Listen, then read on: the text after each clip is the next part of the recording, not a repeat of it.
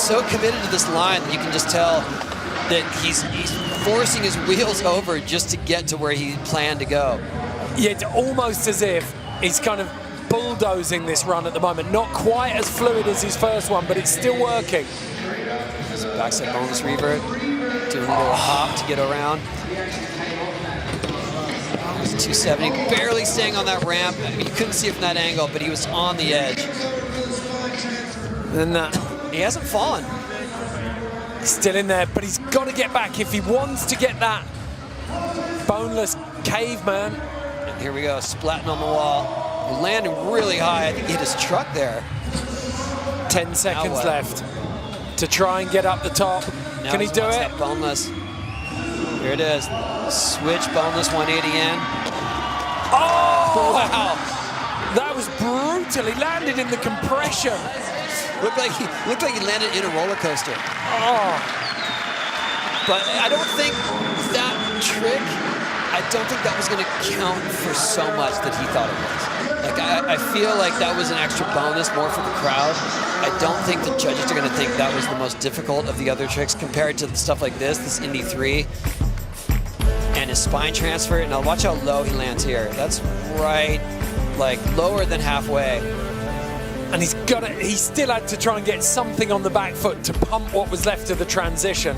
But all of these right here, that front board, I mean, this is the meat of the run right here, especially this with the bonus 360. Unreal. Love that trick. It's so easy to get caught up in that, and then to have the faith in your own ability to drop blind into the transition. Absolutely. Here we go. Switch boneless 180. This is so Ben Rayborn right here.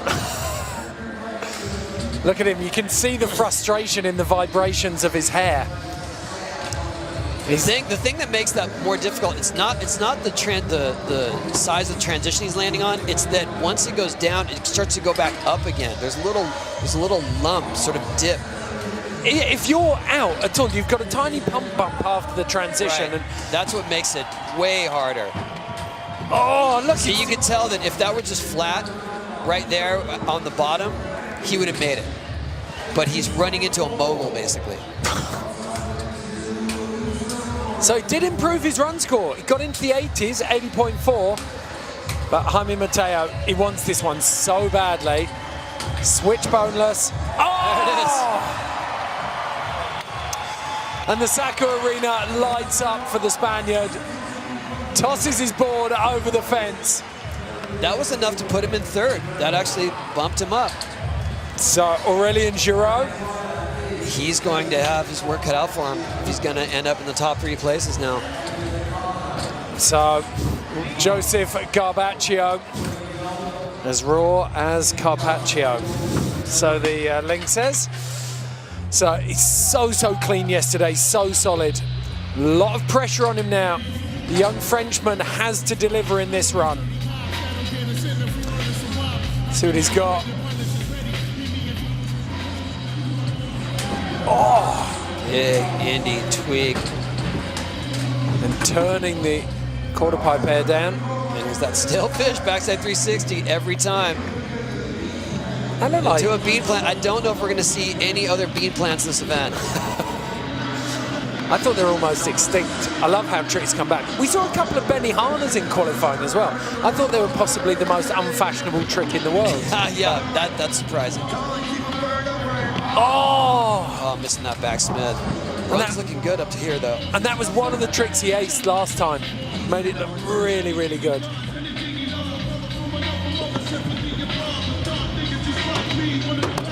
.50. He's got that every time. And then frontside feeble. If he can stay on the rest of this run, this still could improve his last score. 100%. There you go. Oh, there you go. 270 lip slide into a revert out. That's the only one we've seen today. We haven't seen him do it. Okay. Carpaccio going back to the transition. Oh, there it is. Kickflip Indy. I think that's going to better his score. We saw him flail a little bit on his last run and get that trick after time. This time he landed it within time. That's definitely, I mean, he's not going to be in 10th anymore. I don't know if he's going to bump into the top 3. Yeah, threshold for 3 is 80.4. We just saw that from Jaime Mateo. And when you compare those two runs, well, who knows? This one's super tech. It is. This is going to be telling of how much the judges are going to score down his fall. Love that frontside feeble. And this one, 270 and then 270 out.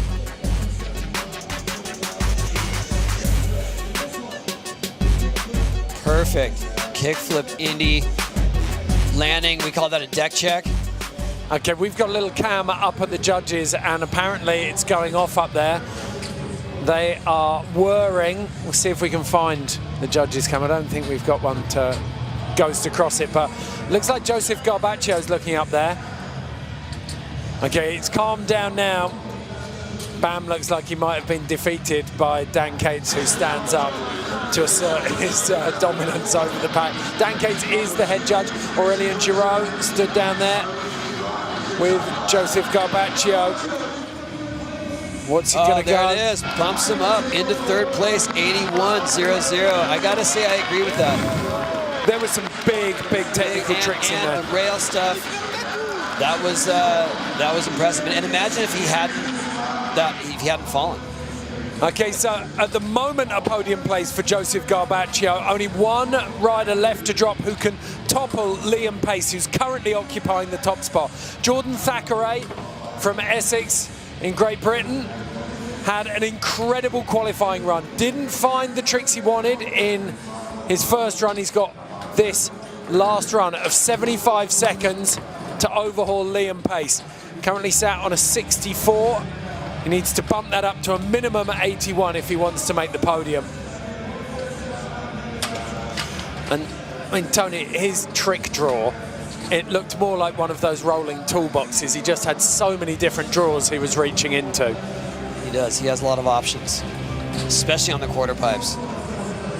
He seems to just dance on his board when he's up on the lip.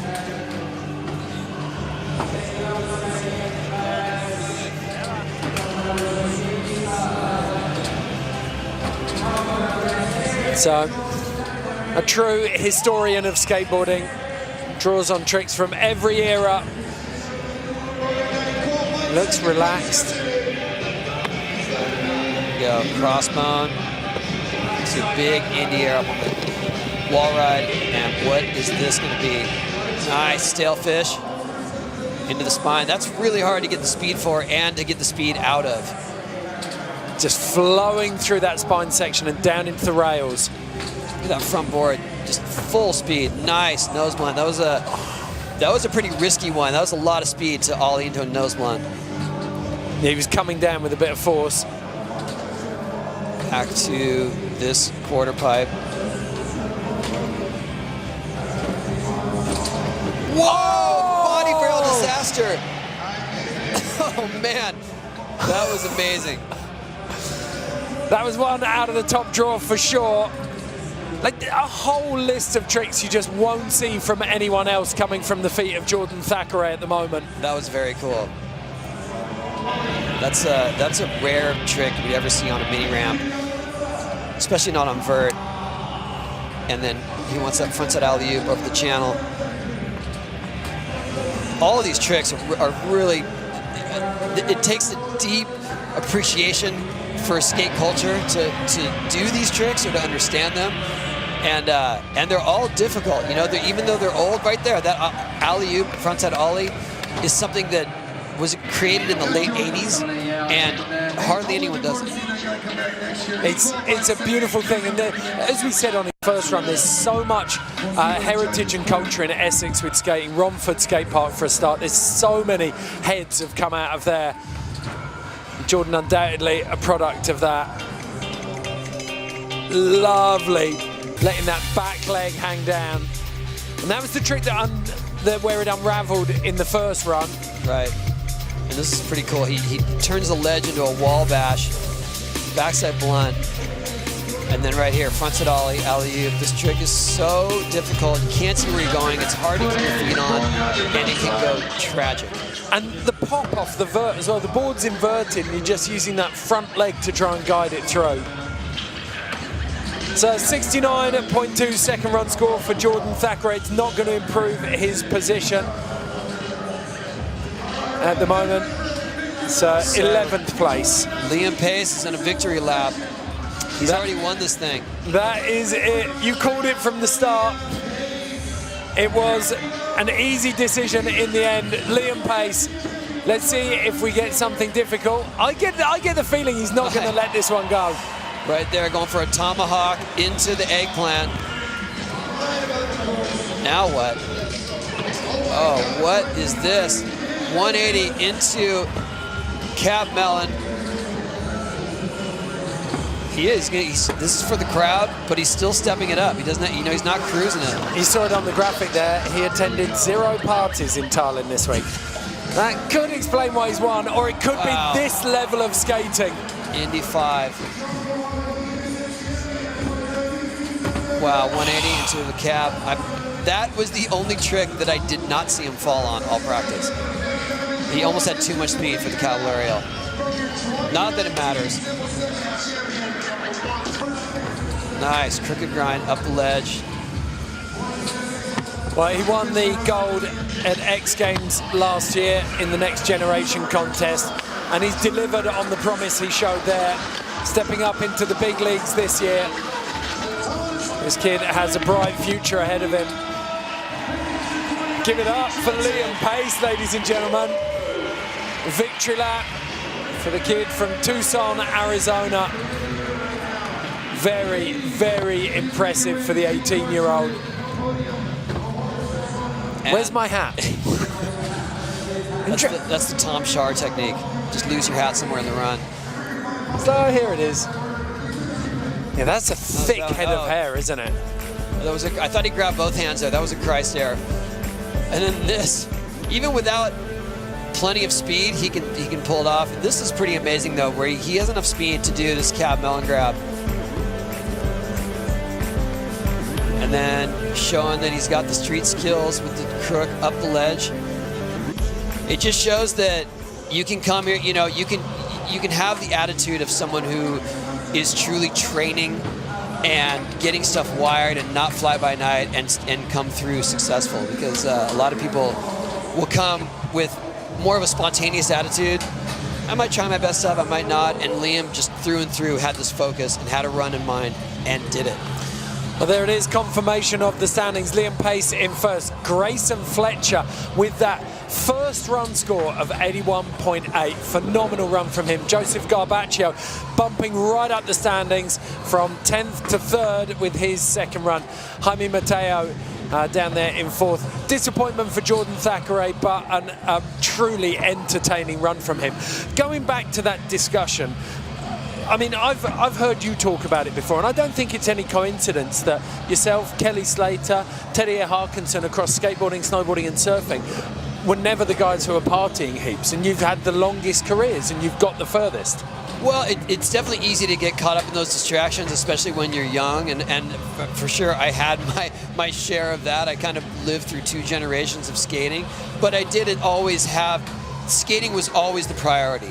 And I did see plenty of my friends and my contemporaries lose their focus and lose their abilities when they got caught up in those distractions. And it's something you got to think of, and it's hard. Suddenly you're young, thrust into the spotlight, and there's all these things you didn't really imagine, or maybe those were your drives to get there.